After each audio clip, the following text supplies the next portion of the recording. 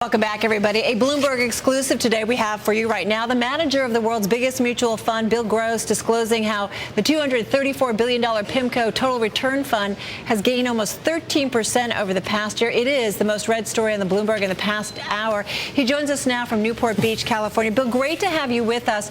This story about your returns, you're welcome, and how you're doing it. It is the most read story on the Bloomberg. How are you getting those returns this year?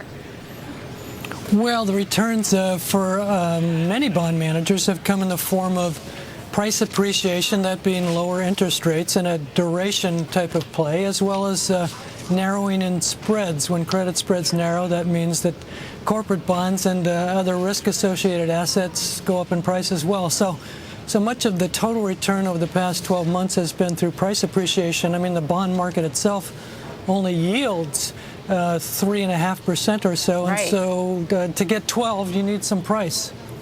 You know, you focused on, at least the trade we focused on for this story, Pimco's gross rolls down yield curve for non-normal returns. I love the headline. Focuses on treasuries, but a lot of people, Bill, have been chasing yields in high yield debt, junk debt. What do you think that we're seeing as far as those yields? I mean, are they signaling that the economy is going to tip back into a recession? Are the bond spreads that we're looking at there signaling that that this economy can sustain the recovery that we're in? Well, Pimco thinks we're in this, obviously, in a new normal type of environment, which produces 2% growth, sometimes less, as we appear to be headed towards in the second half, and sometimes more, but certainly a lot less than we're used to. And that does place private enterprise to a certain extent at risk if it's over-levered. And that's the phenomena that we see taking place right now, not necessarily in corporate space, but in household space, which feedback loops into corporate space. So risk spreads, yes, they have some attraction if they're in relatively safe havens, I suppose, but rolling down that yield curve, as your story featured, is another way to produce returns over and above the suggested yield. You know, people are worried, Bill, about that new normal. Some people, like Paul Krugman, who I talked to a little while ago, he's worried about another depression coming, a long depression, in his view. You know the debate that's out there, stimulus, no stimulus, or do we cut the deficit? What do you think? My understanding is you don't really like more stimulus here.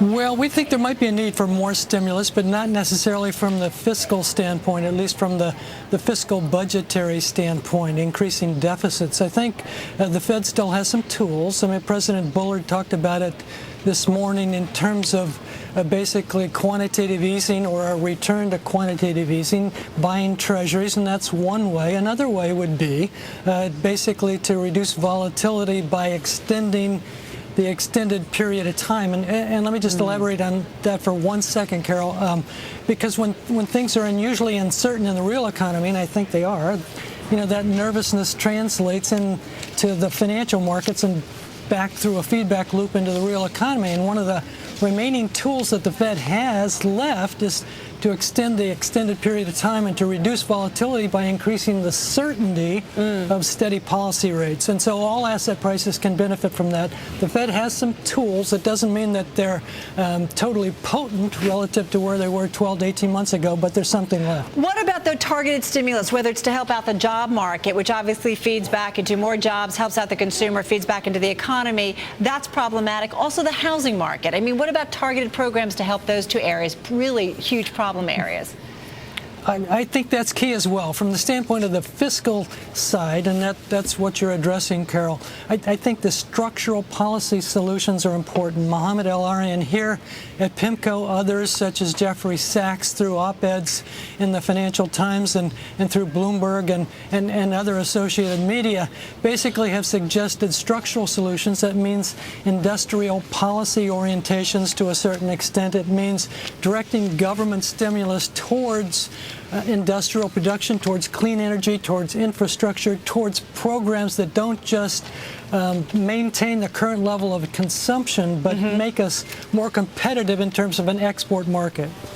Bill, you know, your most recent work, you basically say that, and I'm paraphrasing kind of, we haven't experienced a period during which the private market could run on its own engine since the 70s because of the drop or the slowdown in population growth, and that everything we have seen as far as growth has been through artificial asset price stimulation or really debt-fueled spending. We hear this from a lot of people, but they're mostly doomsayers who say the longer we go down this path, the greater the pain will be in a crash, and that's the only way to get through it, really, is going through a long period of pain or a depression. Do you agree with that? We have this constant debate. We just had it, Matt, in terms of our investment committee, who have it almost every day.